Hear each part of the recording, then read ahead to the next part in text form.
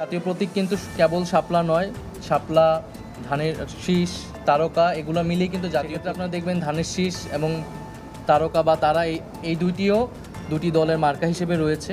জাতীয় নাগরিক পার্টি এনসিপিকে শাপলা প্রতীক বরাদ্দ দিতে কোনো আইনগত বাধা নেই দাবি করে বিবৃতি দিয়েছেন সুপ্রিম কোর্টের 101 জন আইনজীবী। গত বুধবার তাদের পক্ষে অ্যাডভোকেট আমিনা আক্তার লাভলি ও অ্যাডভোকেট লাবালুল বাশারের সই করা বিবৃতিতে এ তথ্য জানানো হয়েছে।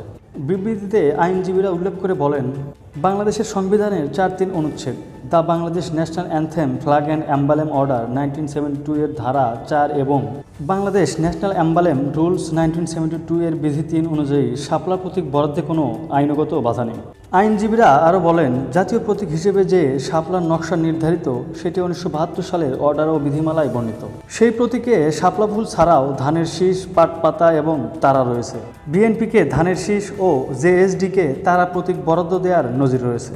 অতএব জাতীয় ফুল হিসেবে শাপলা প্রতীক চাওয়া হলেও তা বরাদ্দে কোনো সাংবিধানিক বা আইনগত বাধা নেই বলে মত দিয়েছেন আইনজীবীরা।